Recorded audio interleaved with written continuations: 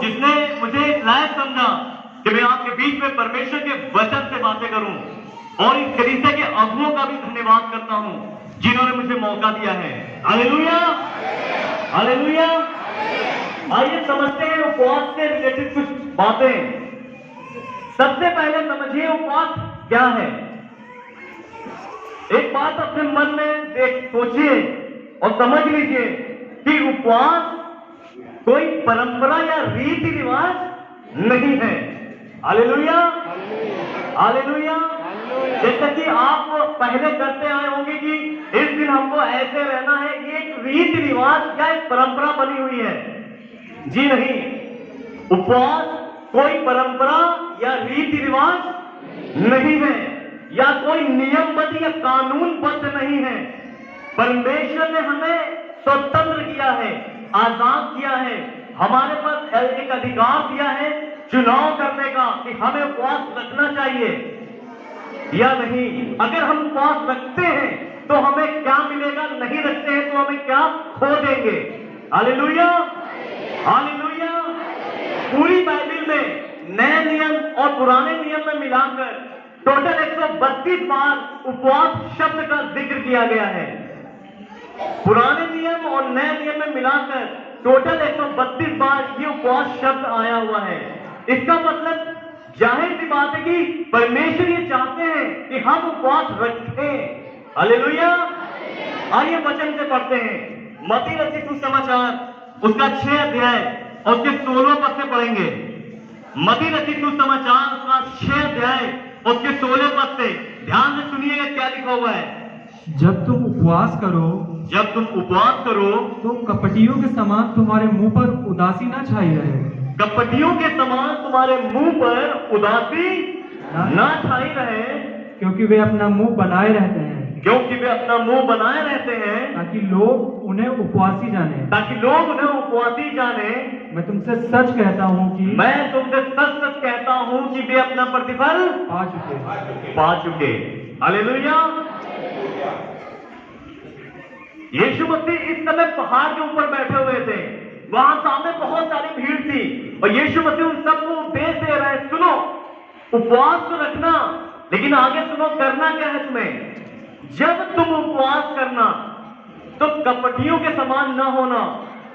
वे अपना मुंह बनाए रहते हैं ताकि लोग उनको उपवासी जाने। मैं तुमसे सच कहता हूं कि वे अपना प्रतिफल पा चुके। ये इन्होंने फरीसियों सदूकियों के विषय में कहा। उस समय जो अगुए होते थे, यहूदी अगुए, वो ऐसा करते थे, जब वो उपवास रखते थे तो अपने चेहरे पर राख लपेटते थे। राख को अपने चेहरे पे लगाते थे ताकि जब कोई उसे देखे तो जाने ये बंदा उपवासी है। वो चाहते थे दुनिया को दिखाना, वो चाहते थे कि लोग जाने कि मैं उपवासी हूं। तो यीशु मसीह उनके विषय में कह रहे हैं कि देखो उनके समान मत बनना, क्योंकि वो लोगों को दिखाने के लिए उपवास रहते हैं। अगर तुम ऐसा करोगे तो तुम्हें फल नहीं मिलेगा। तो फिर कैसा उपवास रखना है? आगे पढ़िए क्या लिखा हुआ है। परंतु जब तू उपवास करे, परंतु जब तू उपवास करे तो अपने सिर पर तेल मल, अपने सिर पर तेल मल और मुंह धो, ताकि लोग नहीं परंतु तेरा पिता जो गुप्त में है, परंतु तेरा पिता जो गुप्त में है तुझे उपवासी जाने। इस दशा में तेरा पिता जो गुप्त में तुझे देखता है तुझे प्रतिफल देगा। हालेलुया। अब सुनिए, परमेश्वर कह रहे हैं कि सुनो उनके समान मत बनना। वो ऐसा करते कि राख लपेटते हैं और सामने तुम्हारे चलते हैं ताकि लोग जब तुम उन्हें देखते हो तो समझ लो कि ये उपवासी हैं, वे अपना प्रतिफल पा चुके। सुनो, जब तुम उपवास रखना, सिर पे तेल मलना, मुंह धो लेना, इसका क्या मतलब है मालूम है? जैसे आप रेगुलर रहते हैं, रेगुलर मुंह धोते हैं कि नहीं धोते हैं? रेगुलर मुंह धोते हैं, आप अपना काम करते हैं, सर पे तेल लगाते हैं, रेगुलरली वैसे रहें, एक अलग से कुछ ना करें। मान लीजिए जिस दिन उपवास आप रहते हैं, बहुत से लोग ऐसे हैं जो उपवास रहते हैं और दुनिया को दिखाने के लिए उपवास रहते हैं। वो अपना मुंह बनाए रहते हैं, वो मुंह नहीं धोते या मुंह बनाए रहते हैं ताकि लोग कोई पूछे क्या हुआ, क्यों तुम्हारा मुंह बना है? मैं उपवास हूं। क्या बोलते हैं? मैं उपवास से हूं। मालूम में यीशु कह रहा है वे अपना प्रतिफल पा चुके। हम जो उपवास रखें ऐसा रखें कि केवल परमेश्वर, लिखा हुआ है इस दशा में तेरा पिता जो गुप्त में तुझे देखता है। हम उपवास किसके लिए हैं? परमेश्वर के लिए, मनुष्यों के लिए? परमेश्वर के लिए। लिखा हुआ है इस दशा में तेरा पिता जो गुप्त में तुझे देख रहा है वो तुझे उपवासी जाने।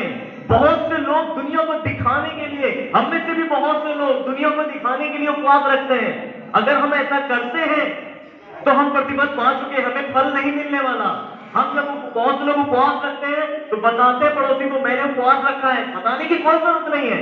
आप उपवास रखें चुपचाप, रेगुलरली की तरह उपवास रखें जैसे आप रहते हैं। Hallelujah, hallelujah. उपवास किस तरह रखना है? उपवास इस तरह रखना है कि लोग नहीं परंतु पिता जाने। उपवास इस तरह रहना है कि हम किसी को पता ना होने दें कि मैं उपवासी हूं। इस दशा में परमेश्वर हमें आशीष देगा। हम उपवास, बहुत से लोग उपवास रखते हैं। आइए वचन पढ़ते हैं यशायाह नबी की पुस्तक, उसका 58 अध्याय। यशायाह नबी की पुस्तक, यशायाह नबी की पुस्तक उसका 58 अध्याय, उसके 3 पद को पढ़ेंगे। वे कहते हैं क्या कारण है क्या कारण है? आप जरा ध्यान से सुनिएगा। वे कहते हैं कि क्या कारण है कि हमने उपवास रखा कि हमने उपवास रखा परंतु तूने इसकी सुधि नहीं परंतु ली। परमेश्वर तूने मेरी सुधि ना ली। हमने दुख उठाया परंतु तूने कुछ ध्यान नहीं दिया। परंतु तूने कुछ ध्यान नहीं दिया। सुनो, उपवास के दिन तुम अपनी ही इच्छा पूरी करते हो।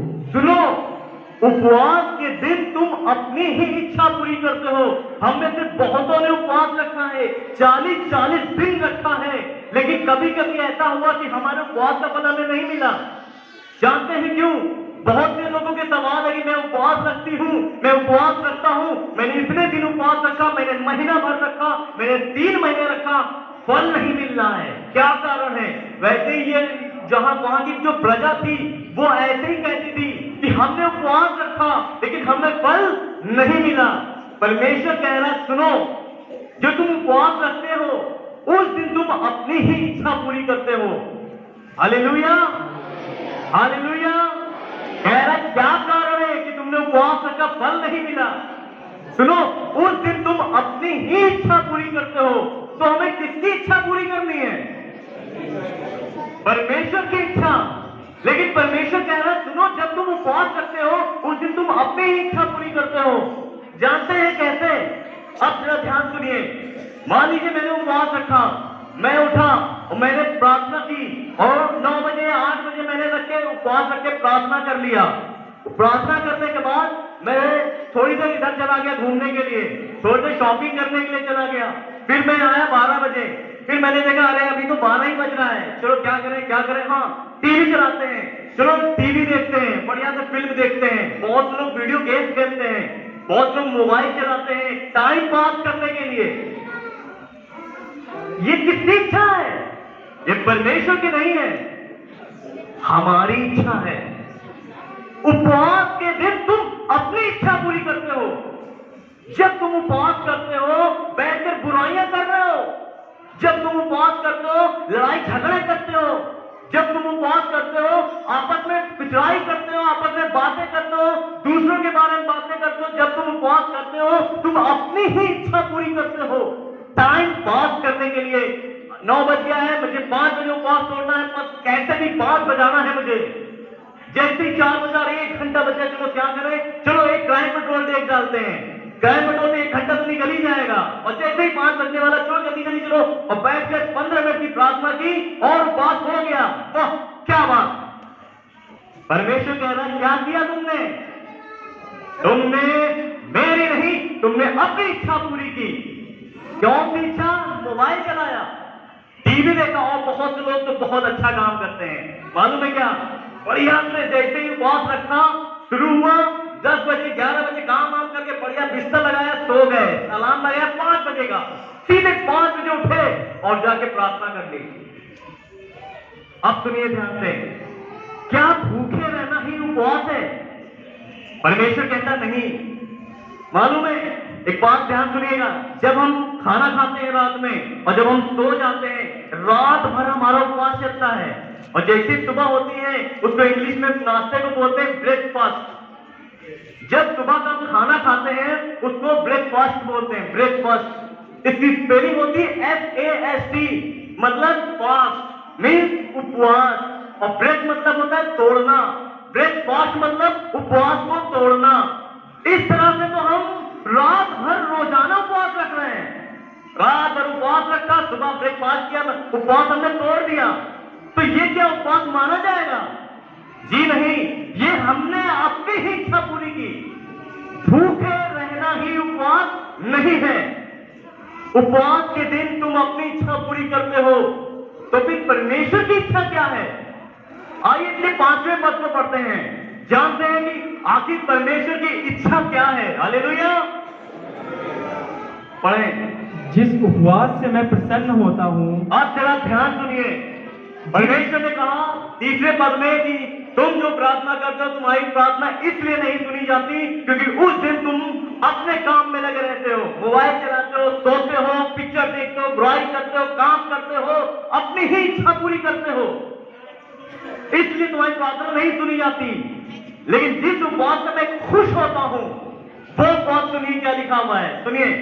जिस उपवास से मैं प्रसन्न होता हूँ, जिस उपवास से मैं खुश होता हूं, अर्थात जिसमें मनुष्य स्वयं को दीन करे। अर्थात जिसमें मनुष्य स्वयं को दीन करे। क्या तुम इस रीति से करते हो? ये सवाल मैं नहीं, परमेश्वर आज हमसे कर रहा है।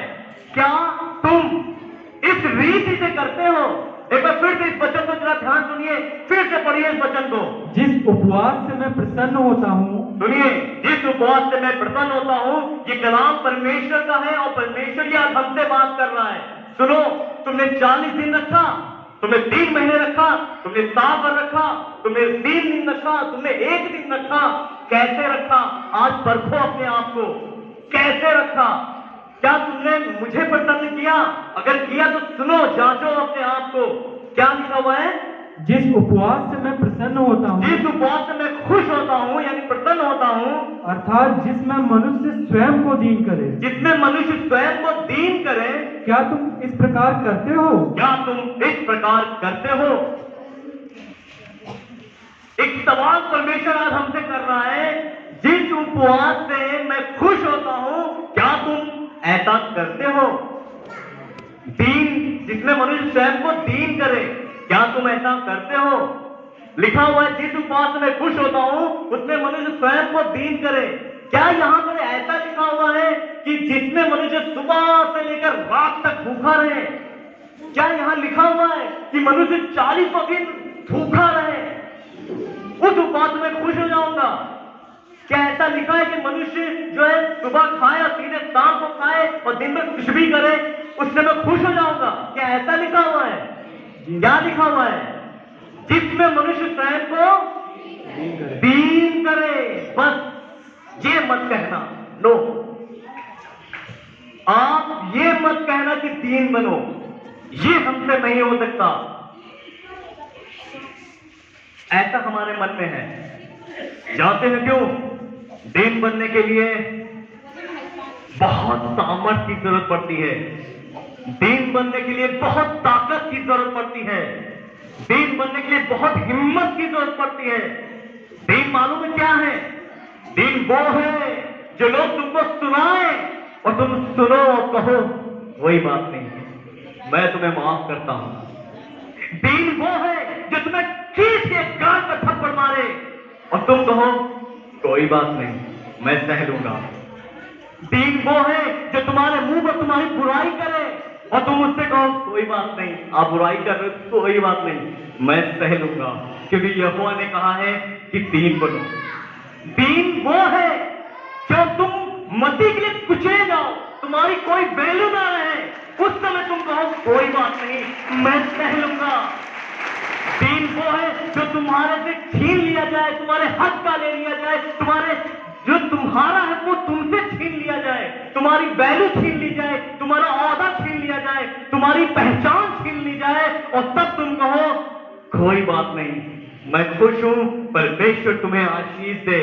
क्या ऐसा हम कर पाएंगे? इसीलिए मैंने कहा नो, दीन बनने के लिए मत कहना, ये हमसे नहीं होगा। मालूम है दीन बनने के लिए काम पकड़ के परमेश्वर मरोड़ देता है। नीचे झुक, झुक नीचे, तुझे नीचे झुकना होगा। दीन बनने का मतलब है अपने आप को बिल्कुल नीचे कर देना। इसीलिए लिखा हुआ है, याकूब ने लिखा हुआ अपनी पत्री में, याकूब 4:10 में, कि प्रभु के सामने दीन बनो तो ही वो तुम्हें शिरोमणि बनाएगा। पत्रस भी लिखता है पहले अध्याय के 5 पद में, 5 अध्याय, पहले पत्रस 5 अध्याय के 6 पद में पत्रस लिखता है, परमेश्वर के बलवंत हाथ के नीचे दीनता से रहो, जिससे वह उचित समय पर तुम्हें बढ़ाएगा। नहीं, दीन तो मैं नहीं हो सकता। कैसे मैं उससे बातें करूं? वो खुद मुझसे बातें नहीं करता, मैं नहीं बातें करूंगा। ऐसा एटीट्यूड है हमारे अंदर। दीनता कैसे आएगी हमारे अंदर? परमेश्वर चाहता है जिस उपवास में खुश होता हूं वो ये है कि मनुष्य स्वयं को दीन करे। मैंने उपवास रखा और मेरी किसी से लड़ाई है, मैं उससे बोल नहीं रहा हूं। कोई कहता है भाई जाके बात कर, नहीं, मैं क्यों बात करूं, वो खुद मुझसे बात करे। वो भी ऐसे ही मन अगर सोचता हो, मैं क्यों बात करूं, वो खुद मुझसे बात करे। परमेश्वर के लोग होकर आज आप खुद को जांचिए, क्या आपके दिल में अपने पड़ोसी के लिए प्रेम है? आज हम मसीह ऐसे हो गए हैं कि हम एक दूसरे को देख नहीं सकते, पड़ोसी को भी नहीं देख सकते, एक मसीही मसीही को भी नहीं देख सकता, एक मसीही मसीह की अच्छाई नहीं चाहता। परमेश्वर कैसे खुश होगा? तुम दिन से रात तक उपवास रख रहे हो और तुम मन में कड़वाहट रखते हो, कैसे खुश होगा? वो कह रहा है, सुनो, तुम दिन भर भूखे रहते हो, कोई फर्क नहीं पड़ता। आगे सुनिए क्या लिखा हुआ है, इसी को पढ़ेंगे जो हमने 5वां पद पढ़ा है, तो ध्यान से सुनिएगा। आगे क्या लिखा है? क्या सिर को झाऊ के समान झुकाना, क्या सिर को, ये खोपड़ी दिख रही है, झाऊ के समान यूं झुकाना, अपने नीचे टाट बिछाना, अपने नीचे टाट बिछाना और राख फैलाने ही को तुम उपवास और यहोवा को प्रसन्न का दिन कहते हो? हाँ, क्या तुम सर को अपने झुकाते हो, झाऊ के समान झुका दे रहे हो? अरे सिर को नहीं, अपने हृदय को झुकाओ। वो कह रहा है कि क्या सर को यूं यूं झुकाना, टाट बिछाना और राख फैलाने को ही उपवास कहते हो? नो, नहीं, वो कह रहा नहीं, ये उपवास नहीं है। जब 4 पद को पढ़ेंगे क्या लिखा है, सुनिएगा ध्यान से। सुनो, सुनो, तुम्हारे उपवास का फल यह होता है, जब तुम उपवास करते हो तो उसका फल देखिए क्या होता है। उस दिन तुम क्या करते हो कि तुम आपस में लड़ते और झगड़ते, हाँ, और आपस में लड़ते और झगड़ते और दुष्टता से घूंसे मारते हो। दुष्टता से घूंसे मारते हो। जैसा उपवास तुम आजकल रखते हो, सुनो, जैसा उपवास तुम आजकल रख रहे हो ना, उससे तुम्हारी प्रार्थना ऊपर नहीं सुनाई देगी। हाँ, जैसा उपवास तुम रख रहे हो ना, उससे तुम्हारी प्रार्थना, वो जो उपवास है उसमें जो प्रार्थना तुमने की, वो प्रार्थना ऊपर नहीं जा रही है। क्यों? मैंने उपवास रखा, मेरे अंदर एटीट्यूड भरा हुआ है, घमंड है मेरे अंदर, मैं दीन नहीं हूं, मैं बहुत घमंडी हूं और मैं किसी से बात नहीं करूंगा क्योंकि वो मुझसे बात नहीं कर रहा, मैं क्यों बात करूं? वो मुझसे प्यार करे आगे, मैं क्यों करूंगा जाके? कैसा घमंड हमारे अंदर भरा हुआ है, कौन सा एटीट्यूड है, हम किस चीज पे घमंड करते हैं? आखिर खुदा कह रहा है, कैसा घमंड अपने अंदर लिए बैठे हो, तोड़ो खुद को, अपने हृदय को तोड़ दो, अपने मन को तोड़ दो और समझो कि तुम कुछ भी नहीं हो। जब तुम ऐसा समझोगे तब तुम्हारा दुश्मन को भी तुम जाके गले लगाओगे। हम अपने मित्रों से भी प्यार नहीं कर पा रहे, कारण मन में कड़वाहट है। दीनता कहां से आएगी? मत रखिए ऐसा उपवास जिस उपवास में दीनता ना हो, क्योंकि खुदा तो साफ कह रहा है, मैं भैया खुश नहीं हूं। नो, मैं खुश नहीं हूं। परमेश्वर वचन कह रहा है, मैं खुश नहीं हूं क्योंकि तुमने उपवास तो रखा लेकिन मन को, अपने आप को दीन। परमेश्वर चाहते हैं कि जब हम उपवास रखें तो स्वयं को दीन करें। यीशु मसीह से क्या हम बड़े? अरे आज हमको गाली पड़ती तो तुरंत के हम जवाब देते हैं, रास्ते में कहीं जा रहे हो, किसी ने ठोकर मार दी, तुरंत जवाब देते हैं। मालूम है, यीशु तो मेरा खुदा है, उसको लोगों ने गालियां बकी। उसने लिखा है वो गाली सुनकर भी गाली नहीं देता था। लोग हम पे थूक दे तो चाटा खींच के मार देते हैं। लिखा उस पर थूका गया, उसके मुंह दाढ़ी को यूं पकड़ के नोचा गया, उसको थप्पड़ मारे गए, उसको थूका गया। क्या हमारे साथ ऐसा किया गया? नहीं। किस बात का घमंड है हमें? खूबसूरती का एक दिन खत्म कर देगा वो, धन दौलत का नष्ट हो जाएगा ये, परिवार का एक दिन ये तुम्हें छोड़ के चले जाएंगे। किस बात का घमंड है हमें? परमेश्वर कह नो, परमेश्वर अभिमानियों का विरोध करता है पर तीनों पर अनुग्रह करता है। हालेलुया। परमेश्वर चाहते हैं हम दीन बने, उपवास तो रखें पर अपने आप को दीन करें। जब हम उपवास रखें तो अपने आप को ऐसा दीन करें कि कोई हमें चार बातें भी सुना दे तो हम कहें कोई बात नहीं, प्रभु आपको आशीष दे। क्या हम हैं ऐसे? क्या हमारे इतनी ताकत है? मालूम है, जब आप ऐसा करेंगे तो लोग कहेंगे ये तो बुज़दिल है, लोग कहेंगे अरे ये तो कायर है। मालूम है, बहादुरी वो नहीं है कि थप्पड़ खींच के मारना। बहादुरी ये होगी कि जब आपको थप्पड़ खींच के पड़े या आपको कोई चार बातें सुनाए, आप पलट के कहो कोई बात नहीं, मैं सह लूंगा, मैं सह लूंगी, क्योंकि यहोवा ने मुझे ताकत दी है। इससे बड़ी बहादुरी है। मालूम है, सहने के लिए और दीन बनने के लिए बहुत ताकत की जरूरत पड़ती है। मैंने पहले ही कहा था, ये सबकी बस की बात नहीं है। और जो लोग कहते हैं कायर, बुज़दिल, वो इस बात को समझ ले कि दीनता ही सबसे बड़ी ताकत है। मसीह दीन बना, इसलिए लिखा हुआ है वो यहां तक दीन रहा कि यहां तक आज्ञाकारी रहा कि उसने क्रूस की मौत पहली। अंत में लिखा है, फिलिपियों 2 में पढ़िएगा, लिखा है कि परमेश्वर ने उसको अति महान किया और उसको वो नाम के सारे नामों में श्रेष्ठ है कि जो पृथ्वी पर है वो भी यीशु के नाम पर घुटने टेकते हैं, जो स्वर्ग में है वो भी यीशु मसीह के नाम पर घुटने टेकते हैं। इतना महान किया। तो दीनता बड़ी ताकत है। और परमेश्वर आज चाहते हैं कि जब हम उपवास रखें तो स्वयं को दीन करें, स्वयं को नम्र बनाएं। Hallelujah, hallelujah. आगे के पदों में मैं नहीं पढ़वाऊंगा, आगे के पदों में मैं बिल्कुल नॉर्मली बता देता हूं। आगे के पदों में बताया गया है कि तू जो अन्याय से बनाए हुए दांत है उनको छुड़ा लेना, जो बंधुआई में पड़े उनको छुड़ा लेना, जो भूखा है उसे रोटी दो, जिसके के पास वस्त्र नहीं उसके कपड़े दो। इस तरह से लिखा है। और तब लिखा, तब तेरा प्रकाश पौ के समान फटेगा, तब तेरा अंधकार दोपहर का सा उजियारा होगा। हालेलुया। मालूम है, सबसे पहला काम हमें उपवास में करना है, खुद को दीन बनाना है। जब हम ऐसा करेंगे तब आगे हम किसी दूसरे की हेल्प कर पाएंगे। उसमें लिखा है दीन बनो, आगे लिखा है कि जिस उपवास में प्रसन्न हो तो वो भले भले काम करे। Hallelujah, hallelujah.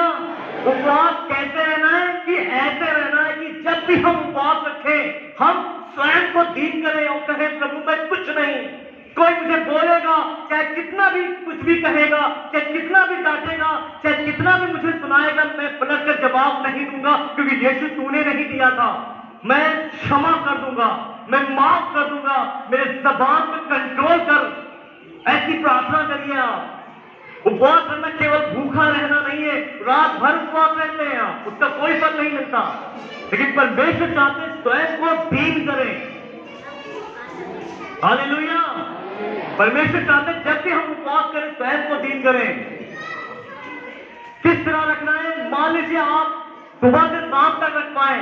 देखिए मेरी बात अच्छे समझिएगा, बाइबल में कई तरह के उपवास रखे गए। मूसा ने 40 दिन तक उपवास रखा, ना ही कुछ खाया और ना ही कुछ पिया। वो परमेश्वर के पर्वत पर गया और वहां भूखा रहा, प्यासा रहा। परमेश्वर ने उसको इतना तेज दिया, इतना तेज दिया कि जब वो नीचे उतर रहा था लोग उसके आंख को सह नहीं पा रहे थे। उसके चेहरे पे इतना नूर था, उसने अपने चेहरे पे कपड़ा ढक दिया ताकि लोग उससे बातें कर सके। यीशु मसीह ने भी उपवास रखा, इस तरह से बहुतों ने उपवास रखा। लेकिन अगर आप नए हैं या पुराने हैं, आपको अंदर क्षमता है सही से उपवास रखने की तो आप रखें, नहीं तो उपवास मत रखिए, कोई फल नहीं मिलने वाला। और जब भी आप उपवास रखें कोशिश करें आप घर पे हो। जब भी, मेरी बात ध्यान सुनिएगा, जब भी उपवास रखें आप कोशिश करें कि आप घर पे हो। मालूम है, उपवास रखते समय आप अपना टाइम परमेश्वर के साथ बिताएं। मैंने कहा जब आप उपवास रखें तो आप घर पे हो और उपवास के टाइम आप अपना टाइम परमेश्वर के साथ बिताएं। आप प्रार्थना करें, वचन पढ़ें, बाइबल पढ़ें, उपवास रखें और प्रार्थना करें। अगर आप उपवास रखते हैं, बाहर जाते हैं, घूमते फिरते हैं, मॉल में शॉपिंग करते हैं, घूमते टहलते फिरते हैं, मूवी देखते हैं, फिल्म देखते हैं, वीडियो गेम खेलते हैं, कोई उपवास वैल्यू नहीं रखता। आप भले ही 4 घंटे का रखें, आप अगर नहीं रह पाते पूरे दिन, आप 4 से 5 घंटे रखें और अपने आप को बंद कर ले दरवाजे को और कहें मैं उपवास रखूंगा और 4 से 5 घंटे तक प्रार्थना उपवास में बिताएं। मालूम है, जब आप उपवास करेंगे तो परमेश्वर आपसे बातें करेगा। बेहतर काम 13 अध्याय में मालूम है लिखा हुआ है कि दूसरे पद में जब वो उपवास सहित प्रार्थना कर रहे थे तो आत्मा ने उन्हें बताया, यानी कि आत्मा बातें करता है उपवास के टाइम। आप जब प्रार्थना में लौलीन होंगे तब बातें करेगा परमेश्वर आपसे। आप दिन भर नहीं रह पाते, आप 4 घंटे बिल्कुल ऐसा दे, बिल्कुल डेडिकेटेड देने परमेश्वर को। आप परमेश्वर के साथ समय बिताएं, क्योंकि आप मानिए दिन भर रहते हैं और दिन भर में आप इधर उधर घूमते, तो कैसा उपवास है ये? आपको ज्यादातर टाइम परमेश्वर से बिताना है। अगर आप किसी काम से बाहर भी जाते हैं कोई बात नहीं, आप मन में प्रार्थना करते रहिए, परमेश्वर के साथ हमें समय बिताना है। एक पास्टर के बारे में बताऊंगा जिनका नाम है प्रॉफेट शिफर्ड बुशेरी। एक पास्टर है इस टाइम पे जिनका नाम है प्रॉफेट शिफर्ड बुशेरी। ये एक ऐसे पास्टर हैं जिन्होंने बहुत आज से कई साल पहले अपनी एक चर्च खोला, अपनी कलीसिया खोली और उसमें वो पास्टर थे और सेवा कर रहे थे। जब उन्होंने कलीसिया खोली तो कई महीने बीत गए, लेकिन लोगों की संख्या सिर्फ 10 थी। 7 से 10, 5 से 10 से ऊपर नहीं बढ़ती थी। उन्होंने एक समय ऐसा आया, उन्होंने कहा मैं परमेश्वर की सेवा नहीं करूंगा, मुझे समझ में नहीं आ रहा मैं कैसे आगे बढ़ाऊं, अपने राज परमेश्वर के राज्य को आगे कैसे लेके जाऊं, मुझे समझ में नहीं आ रहा है। तब उनको किसी ने बताया कि आप ऐसा करें, उपवास पढ़े, उपवास करिए। उनको किसी ने उपवास की ताकत समझाई कि उपवास में कितनी ताकत है, आप एक बार उपवास करिए। हालांकि वो खुद पास करते हैं, फिर भी जब कोई समझाता है तो शायद परमेश्वर को दूत हो सकता है। आज भी आपके लिए कोई परमेश्वर स्वदूत का ही वचन है जो आपको समझाना चाहता है। मालूम है उस टाइम जब उनको समझाया गया कि आप उपवास करिए और उन्होंने मालूम है 90 दिन तक उपवास रखा, 90 दिन उपवास रखा। और उपवास रखने के बाद जब वो कलीसिया स्टार्ट की, उन्होंने कलीसिया बढ़ा आने लगे और जब कलीसिया में प्रार्थना करने लगे, उपवास जब उन्होंने की थी, परमेश्वर की आत्मा ने उन्हें भर दिया था। और जब वो आराधना करते थे तो एक दिन 10, 50, 100 ऐसे करते करते उनकी जनसंख्या कलीसिया की बढ़ने लगी और इतनी बढ़ती गई कि आज की डेट में लगभग 90,000 लोग उनकी कलीसिया से जुड़े हुए हैं। और ये भी नहीं कि सिर्फ एक ही कलीसिया है उनकी, नो, उनकी कई कंट्री में आज कलीसिया चल रही है। एक बार इंटरव्यू में उनको बुलाया गया और उनसे पूछा गया कि आपने उपवास रखा, आपकी प्रार्थना क्यों सुनी गई? हम लोग भी उपवास रखते हैं लेकिन हमारी प्रार्थना क्यों नहीं सुनी जाती है? हम इतना उपवास रखते हैं फिर भी हमारी प्रार्थना नहीं सुनते। परमेश्वर आप क्या करते हैं ऐसा? आप ऐसा क्या करते हैं कि जिससे परमेश्वर आपकी प्रार्थना को सुन लेते हैं और इतना बड़ा आपको परमेश्वर का राज्य फैलाने की सामर्थ्य दी? मालूम है उन्होंने बहुत सारी बातें नहीं कही, सिर्फ एक ही बात कही। मालूम है जब आप उपवास रखते हैं, ध्यान सुनिएगा, उन्होंने कहा जब आप लोग उपवास रखते हैं तो आप अपनी जरूरतों के लिए उपवास रखते हैं। जब भी आप उपवास रखते हैं तो उपवास में आप प्रार्थना करते हैं मेरी अपनी जरूरतों के लिए, आप अपनी जरूरतों के लिए मांगते हैं परमेश्वर से। लेकिन जब मैं उपवास रखता हूं, उन्होंने कहा जब मैं उपवास रखता हूं तो मैं ये परमेश्वर से मांगता हूं कि हे परमेश्वर मेरी सहभागिता तुझ में सदा स्थिर रहे और मेरा साथ तेरे साथ सदा मजबूत होता चला जाए। उन्होंने कुछ नहीं मांगा, वो कह रहे मैं उपवास में सिर्फ एक बात मांगता हूं कि मेरी सहभागिता परमेश्वर के साथ मजबूत हो। उन्होंने उपवास रखा और जब परमेश्वर के साथ उनकी सहभागिता हुई, मालूम है जब हम परमेश्वर के लिए उपवास रखते हैं तो परमेश्वर हमें नम्र बनाएगा, हमें दीन बनाएगा, हमें सामर्थ्य भर देगा, हमें अपनी ताकत देगा। आप यूं ही उपवास मत रखें, भैया रखते हैं इसलिए ना रखें, कोई रखता है इसलिए मत रखें, कोई फलाना रखता है मत रखें, कोई किसी को सुना आपने उपवास रखा आप मत रखिए। आप उपवास जब भी रखें उसका एक कारण होना चाहिए।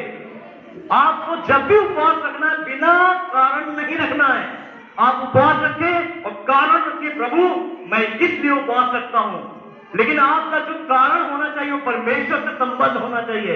ये नहीं कि मेरी ये चीज हो जाए, मेरा वो हो जाए, मेरा वो हो जाए। आप ये रख सकते हैं, लेकिन एक मूल कारण होना चाहिए। वो मूल कारण ये होना चाहिए कि हमें परमेश्वर के साथ बढ़ना है। हे परमेश्वर, मुझे अपने सहभागिता में मजबूत कर। उन्होंने मालूम है वो मालवी कंट्री के हैं जिनके बारे में मैंने बताया, वो बहुत छोटा देश है। सोचिए परमेश्वर ने उनको इस्तेमाल किया, क्यों? उन्होंने प्रार्थना की और जब उपवास रखा, कहा कि मेरी सहभागिता परमेश्वर के साथ मजबूत रहे।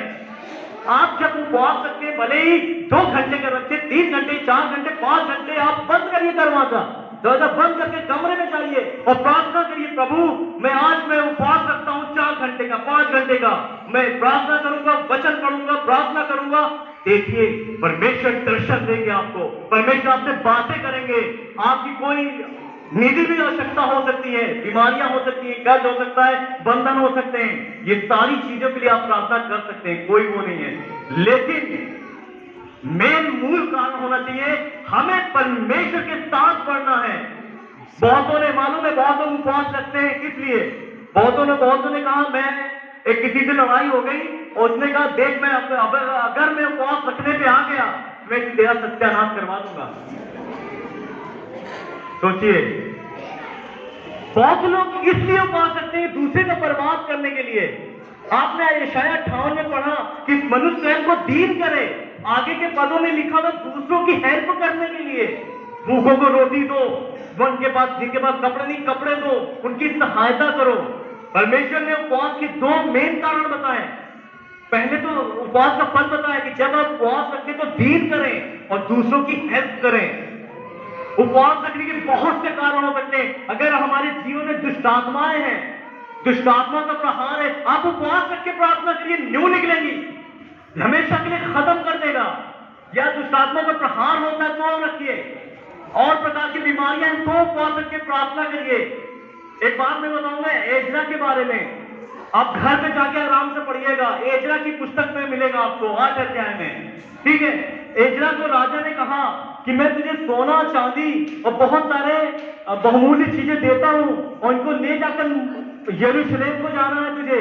और यरूशलेम वहां से काफी दूर था और कहां पर राजा ने कहा उस एजरा से, एजरा एक परमेश्वर का भक्त था, और एजरा से कहा ले सोना चांदी ये सब ले जाना और यरूशलेम को तुझे लेके जाना है। और ये सब सोना चांदी परमेश्वर के मंदिर को बनवाने के लिए काम आएगा। मालूम है एजरा उसको ले लिया और लेके जब जाने लगा, जो वो रास्ता था, जिस रास्ते से उसे जाना था, उस रास्ते में बहुत सारे डाकू या लुटेरे या दुश्मन हमेशा घात करते थे। मतलब 90% तो घात होना ही होना था। और मालूम है आप पढ़िएगा, लगभग 650 किलो चांदी, 600 किलो का सोना, चांदी के बर्तन, इस तरह से बहुत सारी चीजें वो लेके उस रास्ते पे जाने वाला था। मालूम है उसने सोचा कि जब मैं लेके जाऊंगा और मैं राजा से कहूं कि अपने सिपाहियों को भेज मेरी रक्षा के लिए, तो बहुत गलत बात होगी। और एजरा परमेश्वर पर विश्वास रखता था। अब 8 अध्याय आराम से पढ़िएगा, आज के 21 से 23 तक पढ़िएगा, उसमें लिखा हुआ है कि मैं राजा से कह सकता था कि मैं सैनिक भेज दो मेरे साथ, लेकिन मैं लजाता था। क्यों? क्योंकि मैंने राजा से कहा था कि मेरा परमेश्वर जो लोग उसकी खोज करते हैं उनके साथ रहता है। अगर मैं राजा से कहूं कि सिपाहियों को भेज, तो मेरी परमेश्वर की बदनामी होगी, इसलिए मैं सिपाहियों को नहीं ले जाऊंगा साथ में। क्या करूं? लिखा है उन्होंने और उसके सारे लोगों ने मिलकर उपवास किया और प्रार्थना किया और कहा परमेश्वर हमारे साथ चल, और आगे बढ़ते जाइए, लिखा है उस रास्ते में वो ठीक सही सलामत यरूशलेम पहुंच गए। रास्ते में किसी ने अटैक ना किया। हमारे जीवन में भी बहुत से दुश्मन घात लगाए बैठे हुए हैं। एक तो शैतान है और भी बहुत से लोग हैं। आप उपवास रख के प्रार्थना करिए, प्रभु मैं उपवास रखता हूं या रखती हूं, प्रभु शैतान से हमारी रक्षा करना, इस दुश्मन से हमारी रक्षा करना। उन्होंने प्रार्थना की, उपवास किया और परमेश्वर ने उनको बचाया। किसी एक शत्रु ने अटैक ना किया। उस रास्ते से कोई भी यूं ही नहीं जा सकता था, लेकिन परमेश्वर की अगुवाई करने लगा। एक बार यीशु मसीह के चेलों के पास एक मनुष्य अपने लड़कों को लेके आता है और कहने लगा इसके अंदर दुष्ट आत्मा है, इसको निकालो। चेले, आपको मत्ती 17 अध्याय में मिलेगा, आप घर पे पढ़िएगा, पहले मेरी बात सुनिए। यीशु मसीह के पास एक लड़के को लाया गया और चेलों के पास लड़के को लाया गया, उसके अंदर दुष्ट आत्मा थी। चेले प्रार्थना कर रहे थे लेकिन वो निकाल नहीं पाए। तब तक यीशु मसीह आए और लोग उसके बाप से कहा, हे प्रभु, मैंने तेरे चेलों से विनती की कि इसके अंदर से दुष्ट आत्मा निकाले, नहीं निकाल पाए। और यीशु मसीह ने उसे निकाल दिया, वो लड़का ठीक हो गया। लेकिन जब एकांत में यीशु और उसके चेले आए और चेलों ने यीशु मसीह से पूछा, हे प्रभु, हम उस दुष्ट आत्मा को क्यों नहीं निकाल पाए? यीशु मसीह ने कहा, पहले तो ये कहा विश्वास की घटी के कारण, और दूसरा कहा ये जाति बिना प्रार्थना या उपवास के, बिना प्रार्थना और उपवास की जाति निकलती नहीं है। हालेलुया। शत्रुओं से रक्षा के लिए भी हमें उपवास रखने की जरूरत है। उपवास रख के प्रार्थना करिए, आपके शत्रु से आपका बचाव होगा, आपके दुश्मन से आपका बचाव होगा। बीमारी, हर एक चीज के लिए उपवास रखने की जरूरत है। यीशु मसीह जंगल में गया, लिखा पवित्र आत्मा से भरा हुआ गया, लेकिन जब वो बाहर आया, लूका 4:17 पढ़िएगा, लिखा जब वो बाहर आया, लिखा हुआ है कि वो पवित्र आत्मा की सामर्थ से भरा हुआ आया। आप जब प्रार्थना करके उपवास करेंगे, आप पवित्र आत्मा की सामर्थ से भरते चले जाएंगे। हालेलुया। उपवास रखने के लिए क्या खा सकते हैं, क्या नहीं खा सकते, क्या पी सकते हैं, क्या नहीं पी सकते, ये चीज बड़ा समझना होगा हमें। बहुतों ने तो दुकानों पे उपवास का आटा बनवा रखा है, उपवास की नमकीन आती है, उपवास की कोल्ड ड्रिंक, बहुत सारी चीजें आती हैं। लेकिन मेरा मतलब ये नहीं है कि आप कुछ खाएं या पिए। अगर आप बिना खाए रह सकते हैं तो रहें, अगर आप पानी पी के रह सकते हैं तो रहें, आप चाय पी कर रह सकते हैं तो रहें। आप प्रार्थना करें उस चीज के लिए। आप दिन में एक टाइम भोजन करके रह सकते हैं तो रहें, लेकिन एक बात याद रखें, उपवास के टाइम हमें परमेश्वर के साथ समय बिताना है। आप उपवास रखकर कोई दूसरा काम करने गए हैं, आपका मन वहां लगा है, फिर आप आए और खाना खा लिया, ये उपवास नहीं है, नहीं है ये। क्योंकि आप खुद सोचिए, कभी कभी ऐसा होता है कि हम बाहर जाते हैं और खाना नहीं मिलता, काम में इतना बिजी रहते हैं, खाना नहीं मिलता और घर आते तब खाते हैं। क्या ये उपवास हुआ? नहीं। उपवास के दिन अगर फल चाहते हैं आप, तो उपवास के दिन घर पर कोशिश करें कि हफ्ते में एक दिन रखना चाहिए, एक दिन रखें, जिस दिन छुट्टी हो उस दिन रखें, जिस दिन आप घर पे हो उस दिन रखें। लेकिन एक बात याद रखें, परमेश्वर के साथ आपको टाइम बिताना है, तब परमेश्वर हमें आशीष देगा। परमेश्वर इस वचन से आप सबको आशीष दे। धन्यवाद।